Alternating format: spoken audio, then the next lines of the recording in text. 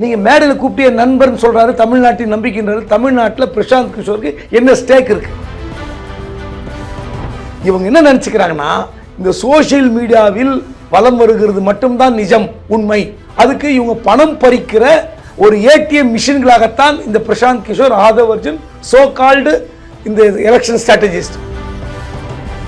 எல்லா இடத்துலையும் நான் வந்து மோடியை உட்கார வச்சேன், ஸ்டாலின் உட்கார வச்சேன், எல்லாரும் உட்கார வச்சு சொன்னவர். ஏன் அவர் ஜெயிக்கல? ஒரு நல்ல பயிற்சியாளர் அவரு போட்டியிட்டு வெல்லணும்னு இல்லைல்ல. அப்புறம் நீ எதுக்கு மட்டும் போய் இப்போ பீகாரில் போய் நின்று தோத்து போய் அவமானப்படுற? பயிற்சியாளர்னா பயிற்சியாளர். ஒருத்தருக்கு எம்பி கிடைக்கல. பிரசாந்த் கிஷோர் என்ற ஒரு பீகாரி 10 கான்ட்ராக்டர்கள் பிரசாந்த் கிஷோர் கேட்டார். அதுக்கு திமுக அமைச்சர்கள் கொடுக்கவில்லை. மும்மொழி என்ற கொள்கை ஒரு புதிய பிரச்சனை. அது 1938 தாளமுத்து நடராஜன் தீக்குளித்த வரலாறு. அதற்கு 67 ஆட்சி பிடிக்கிறதுக்கு முன்னாடி பேசின ஸ்பீச், பார்லிமெண்ட் ஸ்பீச். தயவுசெய்து அண்ணா ஸ்பீச்சை படிங்க. எம்ஜிஆர் யாரு? எம்ஜிஆர் ஒரு நடிகரா? எம்ஜிஆர் மன்றம் எல்லாம் விசிலடிச்சான் குஞ்சி இல்ல. யோசித்து பாருங்க. நீங்க சொன்னீங்களே ஒரு பெரிய லீடர், மாஸ் லீடர், 69,000 பூத்துக்கு மாநாடு, பூத் கமிட்டி மாநாடு போட போறேன்னு முதல்ல மாவட்ட செயலர் போடுங்க சார். இந்த 3 வருஷ ஆட்சியினுடைய அலங்கோலத்தை எல்லாம் பட்டியல் போட்டிருந்தாருன்னா நீங்க கேட்ட கேள்வி நான் பல்ப் டக்கு டக்கு டக்குன்னு சொல்லியிருக்கேன். இன்னி கூட பந்தயம் கட்டுறாங்க. 234 தொகுதிக்கு ஒரு வேட்பாளர் பட்டியல் வெளியிட்டோம். அந்த பட்டியல் எத்தனை பேர் வெளியே போறான், எத்தனை பேர் உள்ள இருக்கான்னு பார்ப்போம்.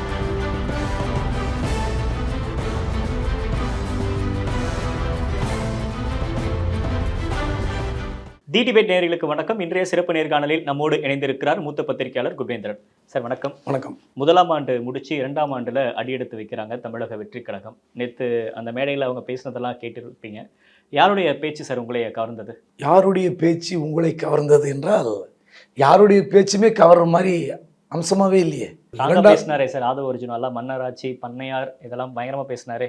67 உதாரணம் எல்லாம் சொன்னாரு. அது எதுவுமே உங்களுக்கு அட்ராக்ட் பண்ற மாதிரி இல்லையா? அதாவது பாவம் விஜய், அவங்க பேசுறதெல்லாம் வச்சுட்டு நம்ம எப்படி முடிவு எடுக்க முடியும்? அவங்களாம் இடம் மாறக்கூடியவர்கள். நாளைக்கு பிகே வந்து அந்த மேடையில் வந்துட்டு நாளைக்கு வராமல் கூட போயிடலாம். ஆதவ அர்ஜுன் கூட வந்து கட்சி மாறலாம். ஏன்னா திமுகவுக்கு பின்புலமாக இருந்தவர், அங்கே விவோ வகுப்பாளர், அப்புறம் விசிகால பொறுப்பாளர், இன்னைக்கு இங்கே வந்திருக்கிறார். நாளைக்கு இன்னொரு இடத்துக்கு போக மாட்டார், என்ன உத்தரவாதம் இருக்குது. அதனால் ஆனால் விஜய் என்ன பேசினார்? விஜய் என்ன ஒரு அதிர்ச்சியை ஏற்படுத்தினார்? திமுக சமஸ்தானத்தை ஆட்டி பார்க்கிற மாதிரியான வாதங்களை என்ன முன்வைத்தார்? இந்த 3 வருஷ ஆட்சியினுடைய அலங்கோலத்தை எல்லாம் பட்டியல் போட்டிருந்தாருன்னா நீங்க கேட்ட கேள்வி நான் பல்ப் டக்கு டக்கு டக்குன்னு சொல்லியிருப்பேன். அந்த ஒரு வார்த்தையை சொன்னாரே சார், பண்ணையார் இதை வந்து அகற்றணும் அப்படின்னு. சரி, அதெல்லாம் மேம்போக்கான பேச்சுங்க. மேம்போக்கான பேச்சா தானே பார்க்க முடியும். அது எப்படி வலிமையான ஒரு எது நான் கேட்குறேன், ஒரு திமுக அரசாங்கத்தின் 4.5 வருஷ ஆட்சியை நான் இப்படி விமர்சிக்கிறேன். என்னென்ன துறையில் என்னென்ன ஊழல், அதுதாங்க தலைவருக்குரிய அங்கீகாரம். அதான் சார், ஒரே தட்டில் பாசிசமும் பாயாசமும் ஒன்று அப்படின்ற மாதிரி வச்சுட்டாங்களே சார். எப்படி? அதான் சொன்னேனே, பாசிசம்னா என்ன, பாயாசம்னா என்ன, அது வித்தியாசம் சொல்லலாம்ல. நீங்கள் விக்கிரவாண்டி மாநாட்டில் சொன்னீங்க, ஓகே. அதுக்கப்புறம் அவங்க செய்கிறது பாசிசம்னா நீங்கள் செய்கிறது என்ன பாயாசமானு கேட்டார். இப்போ மீனிங்னா நீங்களும் அப்படி தான் சொன்னார்ல, என்ன செஞ்சீங்க அதை சொல்லுங்கள். ஒரு 2-3 உதாரணம் சொல்லணும்ல. நீங்கள் அதே டைலாக்கை திரும்ப திரும்ப பஞ்சு டைலாக் பழைய படம். இப்போ ஏற்கனவே இப்போ நீங்கள் துப்பாக்கி படம் பார்க்குறீங்க, திரும்ப வந்து இன்னொரு சண்டே உட்காந்துருக்கீங்க, துப்பாக்கி படம் போட்டால் பார்க்கலாம்.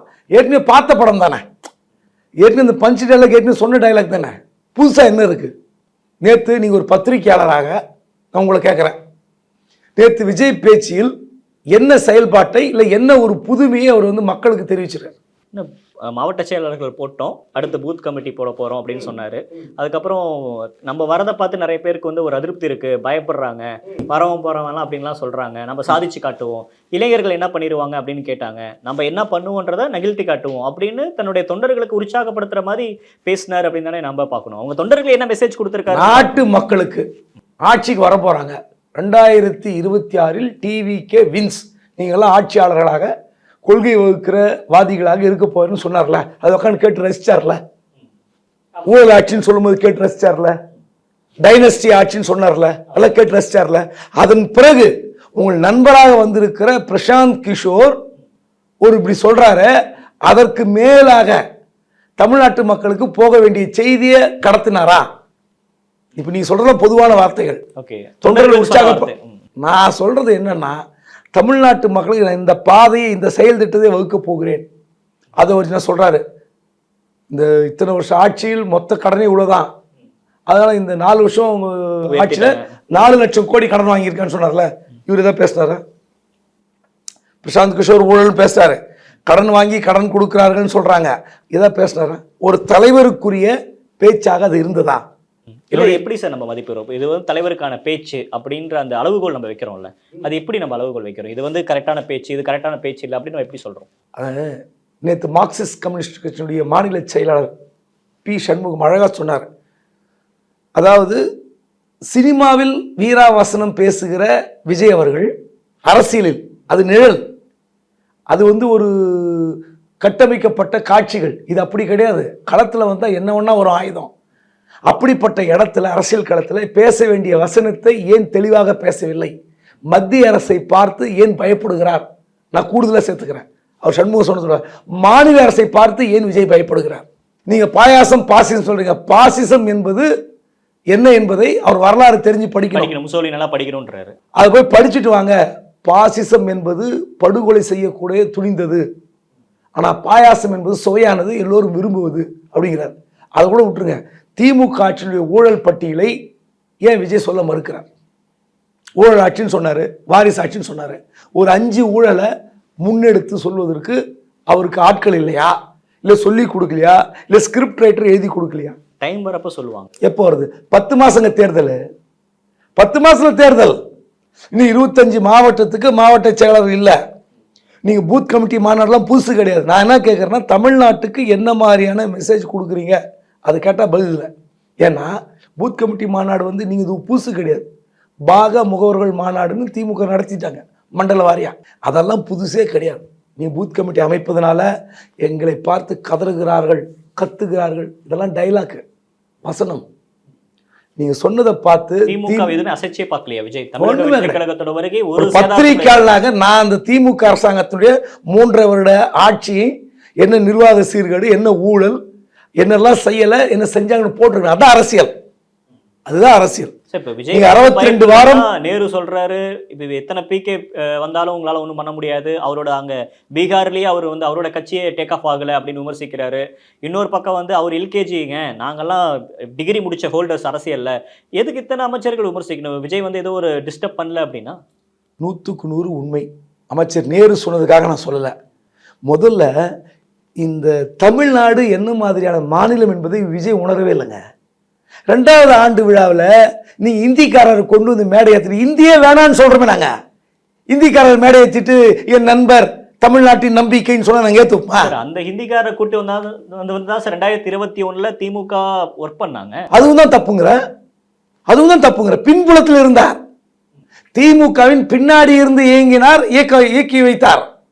நீங்க மேடையில் கூப்பிட்டு என் நண்பர்னு சொல்றாரு, தமிழ்நாட்டின் நம்பிக்கைன்றாரு. தமிழ்நாட்டில் பிரசாந்த் கிஷோருக்கு என்ன ஸ்டேக் இருக்கு? அவர் வந்து இங்க என்ன வந்து இது வரைக்கும் எந்த அரசியல் கூட்டத்தில் நேரடியாக மேடை ஏறி பேசி இருக்கிறார்? தமிழ்நாடு முழுவதும் மேடை ஏறி பேசி விஜயுடைய அந்த களத்தினுடைய தாத்பரியத்தை இல்லை அந்த அந்த மனநிலையை உணர்ந்திருக்கிறாரா? எது நம்பிக்கைன்னு சொல்ல, எந்த அடிப்படை சொல்றீங்க? தமிழ்நாட்டின் நம்பிக்கை இவர், புதிய new political order of Tamil Nadu, new மூவ்மெண்ட்னு சொல்றீங்களே, என்ன கண்டீங்க? வெறும் சர்வேல் வச்சு இந்த பாருங்க. திமுக வந்து ஜெயிச்சது பிரசாந்த் கிஷோரன் சொல்லி கிளைம் பண்ணிக்கலாம், ஆதவர்ஜன் கிளைம் பண்ணிக்கலாம். உண்மை அதுவா?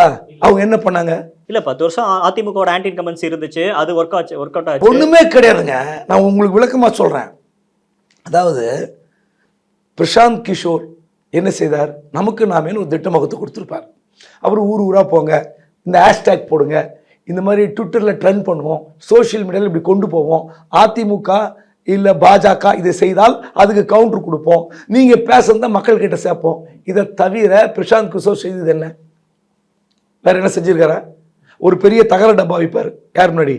முதலமைச்சர், முன்னாள் முதலமைச்சர், இப்போ முதலமைச்சர் ஸ்டாலின் வந்து ஊரா போகும்போது ஒரு தகர டப்பா வைப்பார். அதில் மனுக்கள் போடுங்கள், உங்கள் மீது மக்களுக்கு நம்பிக்கை வரும். இந்த மனுக்கள் வாங்குறது புதுசா? இல்ல, அப்பையிலேருந்து வாங்கிட்டு கலைஞர் போறப்ப வாங்காதுதான். மனுநீதி சோழன் காலத்துதுங்க. அங்கே ஒரு அரசவை வாயில்ல ஒரு சின்ன ஒரு இது இருக்கு, மனு போட்டால் போய் அரசர் எடுத்து படிச்சுடுவார். இது வந்து தாம்பரம் நகர செயலர், ஆம்பூர் நகர செயலர் கூட ஐடியா கொடுத்துருப்பாரு. ஸ்டாலின் கேட்க தயாராக இல்லை. இப்போ சொல்கிறாரு நேற்று. சார் இப்போ இந்த நேரத்தில் தான் என்னோட கேள்வி, திமுக எவ்வளோ பாரம்பரிய மிக்க கட்சி, எவ்வளோ ஸ்ட்ரென்த் மிக்க ஒரு பார்ட்டி, மாவட்ட செயலாளர்கள், கிளை செயலாளர்கள், வட்ட செயலாளர்கள் ஸ்ட்ராங்காக இருக்கிறாங்க. அந்த கட்சிக்கே பிரசாந்த் கிஷோர் தேவைப்படுறாருன்றப்ப இப்போதான் ஒரு வளர்ந்து வரக்கூடிய குழந்தை தாவேக்கா, அவங்களுக்கு வரக்கூடிய பிரசாந்த் கிஷோரை நம்ம இப்படியெல்லாம் விமர்சிக்கணும்னு என்ன இருக்கு? அப்புறம் ஒரு மண்ணாங்கட்டியும் கிடையாதுன்னு சொல்றேனே, திரும்ப நீங்க அதே சொல்லுகிறீங்க. தேவையே கிடையாதுங்க. தேர்தல் வியூக வகுப்பாளர்கள் தேவையே கிடையாது. அவர்களால் ஓட்டு விழப்போவதே கிடையாது. இவர் சொன்னார்ல விஜய், என்ன சொன்னாரு? பாஜகவும் திமுகவும் அடிச்சுக்கிற மாதிரி அடிச்சுக்கிறாங்க, செட்டப் செய்து கொண்டு நாடகம் ஆடுகிறார்கள். எங்களுக்கு தெரியாதான்னு கேட்கிறாருல. சரி, இந்த ஹேஷ்டேக் போடுறதை பற்றிலாம் சொன்னார்ல, இந்த ஹேஷ்டேக்கினுடைய பிதாமகர்கள் யார்? பிரசாந்த் கிஷோரும் மாதவ அர்ஜுனும். இந்த இணையதளத்தினுடைய நாயகர்கள் யார்? இந்த சமூக வலைத்தொழில் ஆத்திச்சூடியை வந்து பயிற்றுவித்தவர்கள் யார்? இப்படிலாம் போடுங்க, இப்படி கொண்டு போகணும்னு சொன்னது யாரு? இந்த ஆதவ் அர்ஜுன், இந்த பிரசாந்த் கிஷோர். இது போய் ஒரு 15% மக்கள் கூட போய் சேர்க்காதுங்க. நம்ம பேசுறோம்ல, மக்கள் எத்தனை லட்சம் மக்கள் இருக்கிறார்கள், குறுகிய மக்கள். நம்ம பேசுறதுலாம் வந்து தமிழ்நாடு முழுவதும் எதிரொலிக்க போவதல்ல. ஒரு 10,000 இல்லை 1 லட்சம் அதிகபட்சம், இஞ்சி போனால் 10 லட்சம். எத்தனை கோடி மக்கள் இருக்காங்க. இவங்க என்ன நினைச்சுக்கிறாங்கன்னா, இந்த சோசியல் மீடியாவில் வலம் வருகிறது மட்டும்தான் நிஜம், உண்மை. அதுக்கு இவங்க பணம் பறிக்கிற ஒரு ஏடிஎம் மிஷின்களாகத்தான் இந்த பிரசாந்த் கிஷோர், ஆதவ் அர்ஜுன், சோ கால்டு இந்த எலெக்ஷன் ஸ்ட்ராட்டஜிஸ்ட். இது எல்லாருக்கும் பொருந்தும். எல்லாருக்கும் பொருந்தும். திமுக, அதிமுக எல்லாருக்கும் பொருந்தும். எல்லாருக்கும் பொருந்தும். நான் மறுக்கவே மாட்டேன். அதனால தான் சொல்றேன், நீங்க தயவு செய்து இது எல்லா கட்சிகளும் புரிஞ்சுங்க. உங்கள் கட்சிகளுக்காக உழைக்கிற தொண்டர்கள், நிர்வாகிகள், இன்விசிபிள் மேன்ஸ் யாரெல்லாம் உங்களுக்கு ஒவ்வொரு அதிமுக ஆதரிப்பாங்க, திமுக ஆதரிச்சு பேசுவாங்க, பாஜக ஆதரிச்சு பேசுவாங்க, காங்கிரஸ் ஆதரிச்சு பேசுவாங்க, நாம் தமிழர் ஆதரிச்சு, இந்த மாதிரி ஆதரித்து பேசுகிற யூடியூபுக்கு பணம் கொடுங்க, இந்த யூடியூப் விளம்பரம் கொடுங்க. அதனால 10 பேர் வந்து கேட்பான். ஆனா இந்த Prashant Kishor, voice of common, Aadhav Arjun நம்பி போவாதீங்க. அது முட்டாள்தனமான செயல், பாவகரமான செயல். நீங்க ஹேஷ்டேக் வச்சு விளையாடுறீங்களே, இந்த ஹேஷ்டேக்கை தோற்றுவித்துல இவர்கள் தான். இப்படிலாம் போட்டா ட்ரெண்ட் வந்துடும், உடனே இப்படி காட்டுவாங்க. சார் நம்ம 2 பேர் பேசுறோம்ல, பார்த்தீங்களா என்ன ட்ரெண்டு, என்ன வாய்ஸ் பார்த்தீங்களா, என்ன மெசேஜ் 10 பேர் மெசேஜ் பார்த்துட்டு மயங்கி கிடந்தீங்கன்னா அதை விட முட்டாள்தனம் எதுவுமே கிடையாது. ஓகே, 67, 77 நடந்த ஒரு புரட்சி மீண்டும் நடக்கும் அப்படின்றாங்க. இளைஞர்கள் தானே கூட இருக்கிறாங்க அப்படின்னு நீங்கள் குறைச்சி மதிப்பிடுறீங்க. அப்போ 67 நடந்த புரட்சிக்கு காரணமும் இந்த இளைஞர்கள் தான் அப்படின்னு ஒரு இதை குறிப்பிடுறாரு. இந்த விஷயத்தை எப்படி பார்க்குறீங்க? 67 என்பது வேற, 77 என்பது வேற. தம்பி, அந்த புத்தகத்தை வாங்க. நீங்களும் கேமராவில் போங்க, அந்த புத்தகம் எடுத்துட்டு வாங்க. மாபெரும் தமிழ் கனவு, அண்ணா படம் போட்டது, மாபெரும் தமிழ் கனவு. அந்த புத்தகம் எடுத்துட்டு வாங்க. இப்படி கொடுங்க. நீங்களும் கேமராவில் வாங்க. எத்தனை நாள் பின்னாடி இருப்பீங்க? இந்த புத்தகத்தை தயவு செய்து விஜய் ஒரு 10 நாட்கள் பொறுமையாக படிக்கணும். படிக்காமையா சார் இருந்திருப்பாரு? படிச்சிருப்பாருல்ல சார்? தயவு செய்து 10 நாட்கள். இது ஒரு நாள்ல படிச்சா புரியாது, அவருக்கு வேகமும் பத்தாது. 10 நாட்கள் இதை படித்தால் பிரசாந்த் கிஷோர் இருக்க மாட்டாரு, ஆதவ் அர்ஜுன் தேவை இருக்காது. இப்ப சொன்னார்ல 67, 77 உதாரணம் கிடையாது. அண்ணா என்னெல்லாம் பேசியிருக்கிறார், அண்ணா எப்படிப்பட்ட பேச்சுக்களை பேசியதால் தமிழ்நாடு வெகுண்டு எழுந்தது. சும்மா கிடையாது. நீங்க ஒரு மொழிக்காக என்ன பேசியிருக்கிறார், ஒரு வரி விதிப்புக்காக என்ன பேசியிருக்கிறார், நேரடி வரி விதிப்பு என்ன என்றால், மறைமுக வரி விதிப்பு என்றால் என்ன, எத்தனை தொழிற்சாலைகள் தமிழ்நாட்டுக்கு தேவை, ஏன் நாங்கள் தமிழ் மொழியை கொண்ட நாடு ஒரு மாநிலம் கேட்கிறோம், எல்லாம் பேசியிருக்காரு. அன்னைக்கு இருந்த பிரச்சனை என்ன, காங்கிரஸ் போன்ற பண்ணையார்த்தனமான பிரச்சனைகளுக்கு மட்டும் காரணம் அல்ல. அன்னைக்கு இருக்கிற நம்ம தமிழ்நாட்டை மதிக்காத ஆட்சியாளர்கள், இந்தி மொழி திணிப்பு. இந்தி மொழியை திணிக்கிறது எப்படின்னா, பக்தவச்சல் 64 திரும்ப வந்து இந்தி மொழி வேணுங்கிறாரு. சொல்றாரு விஜய், மும்மொழி என்ற கொள்கை ஒரு புதிய பிரச்சனை. புதிய பிரச்சனை அது. 1938 தாளமுத்து நடராஜன் தீக்குளித்த வரலாறு. 1965 to 67 100 பேருக்கு மேலே இறந்திருக்கிறார்கள். தாய்மொழிக்காக உயிர் நீத்த மாநிலம் இது. அதற்கு 67 ஆட்சி பிடிக்கிறதுக்கு முன்னாடி பேசின ஸ்பீச், பார்லிமெண்ட் ஸ்பீச், தயவுசெய்து அண்ணா ஸ்பீச்சை படிங்க, கேளுங்க. நீங்க 67, 77க்கெல்லாம் வந்து இளைஞர்கள் தயாராக இருக்கிறாங்க கிடையாது. என்ன பேசியிருக்கிறார், ஏன் நாங்கள் எங்களுடைய மொழி என்ன என்பதை விளக்கியிருப்பார். அன்னைக்கு என்ன பிரச்சனை? அரிசி பஞ்சம், இந்தி மொழி பிரச்சனை, தமிழ்நாட்டுக்கு ஒரு இயந்திர ஆலை கொண்டு வரவில்லை என்றால் போராட்டம். இதெல்லாம் உள்வாங்கிய ஒரு மாநிலங்க. இன்னைக்கு வந்து தமிழ்நாட்டில் எத்தனை வளர்ச்சி அடைந்திருக்கிறது. இந்த திமுக ஆட்சியை நான் ஏன் தூக்கி எறிவேன் என்று சொல்வதற்கு உங்களுக்கு பட்டியல் போடுறதுக்கு காரணம் கிடையாது. நீங்க 67 77ன்றீங்க. சரி, 67 அண்ணா ஆட்சி பிடிச்சாருன்னு சொன்னேன். 77 யாரு? எம்ஜிஆர். எம்ஜிஆர் யாரு? எம்ஜிஆர் ஒரு நடிகரா? அப்படி பார்க்க கூடாதுல்ல சார். எம்ஜிஆர் என்பவர் திமுகவில் கட்சியினுடைய எம்எல்சி, எம்எல்ஏ, பொருளாளர். எம்ஜிஆர் மன்றம் எல்லாம் விசிலடிச்சான் குஞ்சு இல்ல. எம்ஜிஆர் மன்றம் எல்லாம் 1967 1971 தேர்தல் வேலையை பார்த்தவர்கள், 72 இடைத்தேர்தல் வேலை பார்த்தவர்கள். தேர்தலில் பூத்தில் எப்படி வேலை பார்க்கணும் வேலை பார்ப்பாங்க. நாங்கள் கூட தான் பார்த்துருக்குறோம். எங்களுக்கு அது அல்ல. நீங்க திமுக அடிச்சானா அடி வாங்கிட்டு திருப்பி அடிக்கணும். இந்த ஓட்டு மாற்றி போடுறாங்கன்னா கரெக்டாக கண்டுபிடிக்கணும். எவ்வளோ வித்தருக்கு வேலை இருக்குங்க. நீங்கள் 1967 ஒரு ஆட்சி மாற்றம், 77 எம்ஜிஆர் திமுக வீழ்த்தி விட்டார், அந்த மாதிரி திமுக அது இல்லை. இது சினிமா கிடையாது. இது வந்து தெலுங்குல வந்து பெண்டலி சண்டலி அப்படின்ற படத்தை நினைத்தேன் வந்தாய், பத்ரி என்ற படத்தை அப்படியே பத்ரி, ஆதி, குருவி, போக்கிரி, இப்படி தெலுங்கு மொழி படத்தை ரீமேக் எடுப்பது போன்றது அல்ல. அது ஆட்சி மாற்றம் அப்படிலாம் கிடையாது. ஒரு 15 படம் வந்து தெலுங்கு ரீமேக் படத்தை நடிச்சு விஜய் வந்து இட்டடிச்சிருப்பாரு. அப்படி அல்ல இது. அரசியல் அப்படின்றது மக்கள் விரும்பணும் தானே சார். விஜய் விரும்ப மாட்டாங்கன்னு நம்ம எப்படி சார் முன்பிடி? விரும்ப மாட்டாங்கன்னு சொல்ல, விஜய் வரக்கூடாதுன்னு சொல்ல, விஜய் ஜெயிக்கூடாதுன்னு சொல்லலைங்க. விஜய்க்கு வந்து புரிதல் இல்லைன்ற, அரசியல் புரிதல் இல்லை. உங்களை சுற்றி இருக்கிறவங்க எல்லாம் உங்களுக்கு எப்படி அட்வைஸ் பண்ணுறாங்கன்னு நீங்கள் கேட்டுக்கிட்டு நீங்கள் நடக்கிறது சரியில்லை. 4 வருடங்களுக்கு முன்பு இதே பிரசாந்த் கிஷோர், இதே ஆதவ் அர்ஜுன் திமுக செயல்பட்டவர்கள். அந்த ஆட்சியை கொண்டு வந்து விட்டு திடீர்னு வந்து மன்னர் ஆட்சி, திடீரென்று ஊழல் ஆட்சி அப்படின்னு சொல்றாங்களே. 4 வருஷத்துக்கு முன்னாடி திமுக குடும்ப ஆட்சின்னு தெரியாதா, இல்லை ஊழல் ஆட்சின்னு தெரியாதா? 3 வருட யுத்தத்தை பார்த்தனர், 3 யுத்தத்தை பார்த்தேன்னு சொன்னார். 2016, 2019, 2021. யார்? ஆதவர்ஜன் சொன்னார். இந்த 3 யுத்தத்துக்கு முன்னாடி அவர் ஒரு மேடையில் பேசினார். விகடன் வெளியிட்ட புத்தக வெளியிட்டு விழாவில், நான் வந்து சிறு வயதிலிருந்தே அரசியலை கூர்ந்து கவனிப்பவன். நான் தாம்பரம் கிறிஸ்தவ கல்லூரியில் பொலிட்டிக்கல் சயின்ஸ் படித்தேன், அரசியல் அறிவியல் படித்தவன். அம்பேத்கர் உள்வாங்கியன்னு சொன்னார்ல. 2006 to 2011 ஆட்சி காலத்தில் திமுக குடும்பத்தில் யாரெல்லாம் பொறுப்பில் இருந்தாங்க? கலைஞர் முதலமைச்சர், துணை முதலமைச்சர் ஸ்டாலின், மத்திய அமைச்சர் அழகிரி, கனிமொழி எம்பி. அப்போ இது குடும்ப ஆட்சின்ற பட்டியலில் அப்போ திமுக சேர்க்கலன்னு தெரியுமா? இன்னைக்கு குடும்ப ஆட்சின்னு சொல்றாங்களே 2 பேரும், பிரசாந்த் கிஷோரும் ஆதவ் அர்ஜுனும்.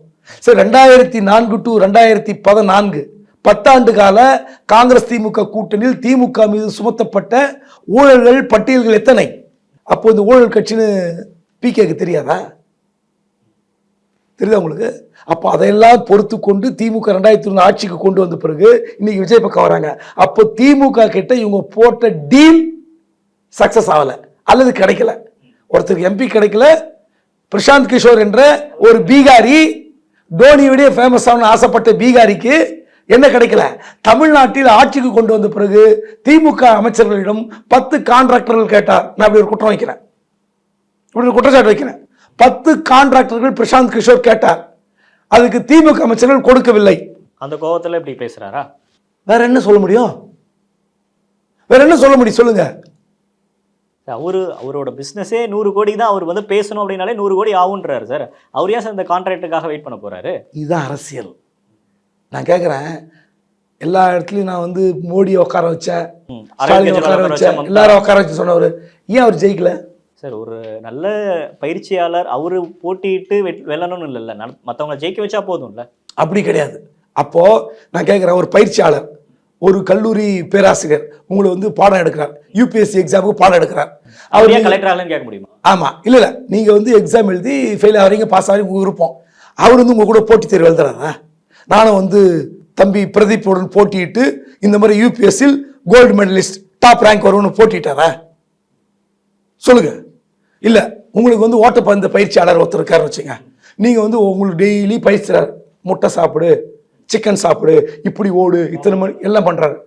அவர் அதே ஓட்டப்பந்தயத்தில் பிரதீப்புடன் நானும் பங்கேற்க போகிறேன், நான் தங்க பதக்கம் வாங்குறேன்னா பிரதீப் வாங்குறான்னு பந்தயம் கட்டினாரா இந்த பயிற்சியாளர்? அது அப்புறம் நீ எதுக்கு மட்டும் போய் இப்போ பீகாரில் போய் நின்று தோத்து போய் அவமானப்படுற? பயிற்சியாளர்னா பயிற்சியாளர். ஆனால் பிரசாந்த் கிஷோரோட வேல்யூவுக்கும் இங்கே தமிழ்நாட்டில் விஜய் அவரோட வேல்யூ நம்ம ஒப்பிட முடியாதுல்ல. விஜய் வந்து இங்கே எல்லாருக்கும் தெரிந்த ஒரு நபர், ஒரு கரிஸ்மேட்டிக்கான ஒரு பர்சன் அவர். அப்படின்றப்ப அந்த ஃபார்ம் நம்ம எப்படி ஒப்பிட முடியும்? ஏன்னா அங்கே பீகாரில் அவர் அந்தளவுக்கு ஃபேமஸாக இருப்பாரான்னு தெரியல. அரசியலையே தேர்தலையே சந்திக்காத எந்த ஒரு கட்சியும் 2 வருஷத்தில் ஆட்சி பிடிக்கும்னா அது சினிமாவில் தான் பிடிக்கும். அந்த இயக்குனர் விக்ரமன் கிட்ட போய் நீங்கள் கதை கேட்டிங்கன்னா ஒரு ஸ்கிரிப்ட் கொடுப்பார். அப்படி உட்காந்து மெரினாவில் உழைப்பாளர் சிலை கிட்ட இப்படி பாட்டு பாடுவாங்க. உடனே ஒருத்தர் தயாரிப்பாளர் காரில் போவார், பார்ப்பாரு, டக்குன்னு புக் பண்ணுறான்னு. உடனே சினிமாவுக்கு கொண்டு போவாங்க, அப்படியே பாட்டு பாடுவார். அடுத்த நாள் வந்து பார்த்தீங்கன்னா அந்த 4 பேரும் ரோட்டில் பாடி இந்த 4 பேரும் பெரிய இசையமைப்பாளர் ஆகிடுவாருங்க. இப்போ ஒரு 100 படத்துக்கு இசையமைப்பாங்க. அது சினிமா. விக்ரமன் அவர் அந்த படத்தில் மட்டும் இல்லை, பல படத்தில் அப்படி தான் டயர் மெக்கானிக்காக இருப்பார், அப்புறம் பஸ் ஓனர் ஆகிடுவார். அப்புறம் பார்த்தீங்கன்னு வச்சிங்களேன் ஒரு 50 மில்லு 25 காலேஜ் எல்லாம் கட்டியிருப்பார் ஒரே பாட்டில். அப்படி ஒன்று ஒரு படம் திரும்ப விக்ரமன் கிட்ட போய் விஜய் கிட்ட ஸ்கிரிப்ட் கொடுத்தீங்கன்னு வச்சிங்களேன், அவர் இந்த மாதிரிலாம் பேசி சிஎம் ஆகிற மாதிரி ஒரு ஸ்கிரிப்ட் கொடுப்பார். சினிமாவுக்கு வரும். அரசியல் களத்துக்கும் யதார்த்தத்திற்கும் சம்பந்தமே கிடையாது. ஏங்க அண்ணாவையும் எம்ஜிஆர் நீங்கள் கம்பேர் பண்ணி திரிறீங்க, யாரும் ஒத்துப்பாங்களா? அதெல்லாம் யோசித்து பாருங்க. நீங்க தேர்தலையே ஒரு இடைத்தேர்தலையே சந்திக்க முடியாத ஒரு கட்சி, உங்களுக்கு இலக்கு 2026 எங்க எழுதி வைக்கிற 234 இன்னி கூட பந்தயம் கட்டுறாங்க. அவர் சேலஞ்ச், தம்பி நீ தான் விட்னஸ், உன் பேர் என்ன தம்பி?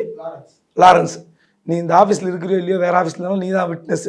என்னப்பா 2026 234 தொகுதிக்கு இவர் வேட்பாளர் பட்டியல் வெளியிட்டோம். அந்த பட்டியல் எத்தனை பேர் வெளியே போகிறான், எத்தனை பேர் உள்ளே இருக்கான்னு பார்ப்போம். தனித்து நின்னா இந்த கண்டிஷன் நம்பர் 1 தனித்து நின்னா ஒரு தனி அணி அமைத்தால், அவர் தலைமையில் தனி அணி அமைத்து வேட்பாளரை அறிவித்தால் அவருடைய வேட்பாளர்கள் எத்தனை பேர் நிற்பாங்க, எத்தனை பேர் பின்வாங்குவார்கள் என்று பாருங்க. இன்னொரு கட்சியோட பெரிய கட்சியோட கூட்டணிக்கு போனால் அது வேற கண்டிஷன். விஜய் என்ற ஒரு நபர், நீ சொன்னீங்களே விஜய் எல்லோருக்கும் தெரிந்தவர், விஜய் மாஸ் லீடர் இருந்தப்பயே கூட இருந்தவங்க சார். இப்போ அரசியல் கட்சி அவரை நம்பி தான் ஆரம்பிச்சிருக்காருன்றப்ப விட்டுட்டு போயிடுவாங்களா என்ன? சொல்லிட்டேன்ல, பந்தயம்னு சொல்லிட்டேன்ல, பந்தயம்னு சொல்லிட்டேன். அதுக்கப்புறம் நீங்கள் கேள்வியை புரிஞ்சுக்க மாட்டேன்றீங்க. அரசியல் என்பது வேறு. ஏங்க இன்னைக்கு பாஜகவில் மாநில முதலமைச்சராக இருக்கு இன்னொரு கட்சியிருந்து வந்தவங்க. இன்னும் நீங்கள் புதுசாக கேட்குறீங்க, எம்எல்ஏக்கு போய் நிற்கிறீங்க. நேற்று வரை வேறு கட்சியினுடைய எம்எல்ஏவாக முதலமைச்சராக இருந்தாலும் இன்னைக்கு பாஜகவுடைய எம்எல்ஏவாக முதலமைச்சராக இருக்கிறார். உண்டா இல்லையா? அரசியல் என்பது களமே வேறங்க. ஓகே சார், இறுதியாக ஒரு கேள்வி சார். பண்ணையார் கட்சி திமுக அப்படின்னு தான் அந்த டேர்ம் யூஸ் பண்ணிக்கிட்டே இருக்காங்க தமிழக வெற்றி கழகம் சைட்லேருந்து. என்ன இது மூலிமா என்ன சொல்ல வராங்க சார்? என்ன நரேட்டிவ் செட் பண்ண வராங்க? சேம் டைம் பாஜகன்ற வார்த்தையும் சொல்ல மாட்டேன்றாரு, ஹிந்தி அப்படின்னு சொல்ல மாட்டேன்றாரு. சரி ஓகே, அவங்க கொள்கை எதிரி அதனால சொல்லலை அப்படின்னாலும் கூட ஸ்டாலின் அப்படின்ற வார்த்தை வரமாட்டுது, திமுக அப்படின்ற வார்த்தையும் வரமாட்டுது. என்ன பிளானில் இருக்காங்க சார் அவங்க? அதுதான் நான் முதல்ல சொன்னேன். இப்போது ஒரு மத்திய மும்மொழி கொள்கை இதை வந்து எதிர்க்கிற திராணியும் தைரியமும் ஏன் விஜய்க்கு இல்லை? நேற்று 14 நிமிஷம் பேசுகிறார். நான் என்ன கேட்குறேன், மும்மொழி கொள்கை வந்து ஒரு புதிய பிரச்சனைங்கிறார். அதாவது பக்தவச்சலம் மும்மொழி கொள்கையை அறிவித்த போது மத்திய அரசில் யார் இருந்தாங்க, அமைச்சராக இருந்தாங்க. அதுதான் வரலாறு படிக்கணுன்றது. ஏன் வரலாறு படிக்கணும்னு சொல்கிறோம்? ஆதவர்ஜன் சொல்கிறார்ல, சி சுப்பிரமணியும் ஓவி அழகேசனும் நேரு அமைச்சரவையிலிருந்து விலகி விடுவோம் என்று அறிவிக்கிறார்கள். இந்த மாதிரி தமிழ்நாட்டில் ஒரு பெரிய பிரச்சனை போயிட்டு இருக்கு, நாங்கள் விலகிடுவோம்னு. அந்த அறிவுக்கு பிறகுதான் நேரு அவர்கள் இறங்கி வருகிறார். அது கூப்பிட்டு வேண்டாம், ஆங்கிலமும் தமிழும் வந்து நம்ம ஏற்றுக்கலாம், அந்த மாநிலத்தில் ஹிந்தி வேண்டான்னு உத்தரவாதம் கொடுக்குறார்கள். அப்போது மும்மொழி பிரச்சனை பற்றி என்ன என்று தெரியாமல் அந்த பிரச்சனை புதிய பிரச்சனை என்று சொன்னால் அப்போ இவருடைய அரசியல் புரிதல் என்ன? நீ ஒன்றும் வேண்டாம் சார். தமிழ்நாட்டில் மத்திய அமைச்சர் தர்மேந்திர பிரதான் சொன்னார்ல, காசி சங்கமத்தில் இங்கேருந்து தமிழ்நாட்டிலேருந்து மாணவர்கள் கூட்டிகிட்டு போகிறாங்க. அங்கே போய் அங்கே அந்த நிகழ்ச்சியில் பேசும்போது தான் நிருபர்கள் இந்த கேள்வி கேட்குறாங்க, தமிழ்நாட்டுக்கு ஒதுக்க வேண்டிய நிதியை பற்றி கேட்குறாங்க. அதுதான் சவால் விடுறாரு. ஒன்றும் வேண்டாம், இந்த மாதிரி நிதி தராத பாஜக அரசை கண்டித்து தமிழக வெற்றி கழகம் மார்ச் முதல் வாரத்தில் கலெக்டர் அலுவலகம் முன்பு பாஜக எதிர்த்து மாபெரும் கண்டன போராட்டம், மனித சங்கிலி போராட்டம் நிதியை பெற்றுத்தரும் வரை தமிழக வெற்றி கழகம் தினந்தோறும் கலெக்டர் அலுவலகத்தில் நாங்கள் போராடுவோம். அறிவிப்பாரா? அதான் சொன்னேனே, ஒரு பிரச்சனை என்ன எப்படி அணுகணும் கூட தெரியாது. அவர் என்ன ஒரு வருஷமா என்ன அரசியல் பண்ணாரு? கிரவுண்டுக்கு வரல. அந்த அம்மாவை கூப்பிட்டு பாட வச்சாங்க. யாரு? கண்டா வர சொல்லுங்கன்னு ஒரு பாட்டு பண்ணாங்களே கர்ணன்ல. உண்மையிலே விஜய் கட்சியை கண்டா வர சொல்லுங்கன்னு அந்த அம்மா பாடிந்தான்னு வச்சிங்களேன், ரொம்ப எடுப்பாக இருந்திருக்கும். அதை விட்டுட்டு நீங்கள் வந்து திமுக சரி மத்திய அரசை எதிர்க்க முடியல, இந்தின்னு சொல்ல முடியல, ஒரு மும்மொழி கொள்கை என்ன பிரச்சனை என்று சொல்ல முடியவில்லை. ஒரு மாநில சுயாட்சினா என்ன? நீங்கள் வந்து இந்தி மொழி மும்மொழி கொள்கை திட்டம் தமிழ் ஒன்றும் வேண்டாங்க. விஜய் இப்படி பேசியிருக்கணும். நீங்கள் தமிழ்நாட்டில் மும்மொழி கொள்கை ஏற்றுக்கொண்டால் தான் நிதின்னு சொல்கிறீங்களே, வட மாநிலங்களில் 3 மொழியை கற்றுத்தருகிற எந்தெந்த மாநிலம்? அண்ணாமலைக்கு சவால் விடுகிறேன், ஒரு கேள்வி கற்றுப்பாரா? ஏன்னா அண்ணாமலை சொல்றாரு, உங்க கட்சி தொண்டர்கள் படிக்கிற பள்ளியில் இருமொழி கொள்கை, விஜய் நடத்துகிற பள்ளியில் மும்மொழி கொள்கைன்னு கேட்டார். அதுக்காவது பதில் இருந்ததா? குறைந்தபட்சம் உங்களை பற்றி ஒரு கட்சியினுடைய மாநில தலைவர் கேலி பேசுகிறார். நீங்க என்ன சொல்லணும்? வட இந்தியாவில் வட மாநிலத்தில் எந்த ஸ்டேட்ல 3 மொழி கற்றுத்தருகிறீர்கள்? எனக்கு பட்டியல் காட்டுங்க, நான் வந்து பார்க்குறேன், அதுக்கப்புறம் இங்கே ஒத்துக்கிறேன். முடியுமா? நீங்கள் இந்தியை புகுத்த வேண்டும், இந்தியை திணிக்க வேண்டும் என்ற ஒரே ஒரு நோக்கத்திற்காகத்தான் இந்த மாதிரி திட்டங்களை கொண்டு வருங்கள். தமிழ்நாடு அதுக்கு அடிபணியாது. நீங்கள் ஏற்கனவே நீங்கள் சொல்லிட்டீங்க எங்க மாநாட்டில். அப்போ நேற்று என்ன நீங்கள் கோடிட்டு காமிச்சிங்க? தமிழ்நாடு உற்று நோக்குகிற 2வது ஆண்டு தொடக்க விழா சொல்லிட்டு வேணாமா? சரி, திமுக நீங்கள் என்ன மாதிரி அரசியல் முன்னெடுத்துன்னு திரும்ப சொல்கிறேன். இந்த 3.5 வருஷத்தில் திருவான்மியூர் டு மகாபலிபுரத்தில் இவர் கான்ஃபரன்ஸ் நடத்துகிறார்ல, அந்த இடம் திருவான்மியூர் ஆரம்பித்து நீங்கள் தயவுசெய்து நாளைக்கு நேற்று போன எல்லா வீடியோ காட்சியும் பாருங்க. எங்கள் குலசாமியே, எங்கள் சுவாசமே, எங்கள் முதல்வரே, எங்கள் 2006 இலக்கே, எங்கள் உயிரே. திமுக அதிமுகவுக்கும் தாவிக்கு என்ன வித்தியாசம்? அன்பு மிகுதியில செய்யறத நம்ம தப்புன்னு பேச சொல்ல முடியும். இதே மாதிரி கட் அவுட்டும் ஃபிளக்ஸும் நீங்க 100 கணக்கான வச்சிருக்கீங்களே, இந்த அதிமுக திமுக உங்களுக்கு என்ன வித்தியாசம்? நீங்களும் இப்படி புகழ்ச்சிக்கு அடிமையாகிற தலைவரா? நீங்க தான் முதலமைச்சர், மறுக்கல. உங்கள் தலைமையில் தான் அணி, மறுக்கல. எதுக்கு இப்படி? அதாவது அப்போ யோசித்து பாருங்க, இதுதான் அதிமுகவும் திமுகவும் செய்கிறது. எங்க போனாலும் குலசாமியே வருக, அடுத்த முதல்வரே வருக. இது எதுக்கு நீங்க போடுறீங்க? உங்களுக்கும் மற்ற திராவிட கட்சிகளுக்கும் இதுவரை தமிழ்நாட்டில் இருந்த கட்சிகளுக்கும் உங்களுக்கும் வித்தியாசம் இல்லை, நீங்க வேறுபாடு இல்லை. சரி, இந்த 2 கட்சிகளுடைய ஊழலை நீங்க எடுத்து பேசணுமா இல்லையா? இந்த சராசரி அரசியலை, சாமானியனுக்கு தேவையான அரசியலை முதல் விஜய் கற்றுக்கொள்ள வேண்டும். 234 தொகுதியில் நீங்கள் வந்து மாவட்ட செயலர் போட முடியல, இன்னும் 25 மாவட்ட செயலர் போடல.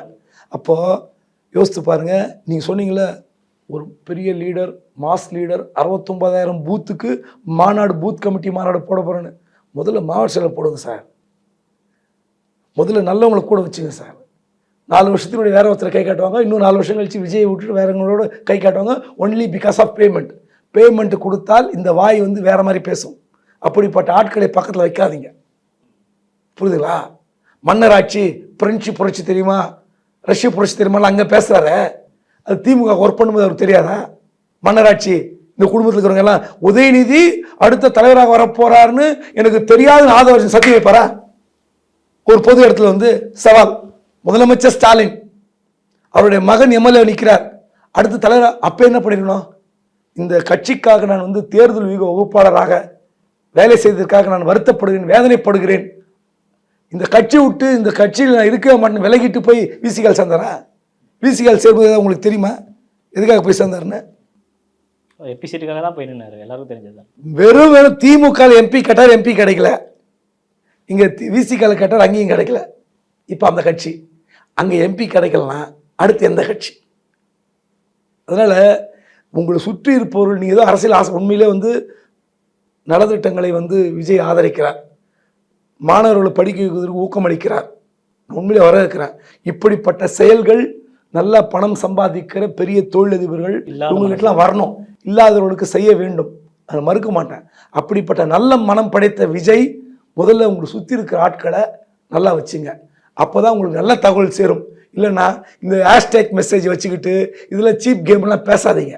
ஏன்னா அதை கற்றுக் கொடுத்தது அவங்க தான், இப்படி போய் சண்டை போடுங்கன்னு சொன்னதே அவங்க தான். இந்த மாதிரி வந்து 2 கட்சிகளை அடித்து கொள்வதற்கான ஹேஷ்டேகை வந்து ட்ரெண்டிங் செட் பண்ணது இவங்க 2 பேர் தான். அவங்களே எழுதி கொடுக்குற ஸ்கிரிப்ட் வச்சு நீங்கள் பேசி மாட்டிக்காதீங்க.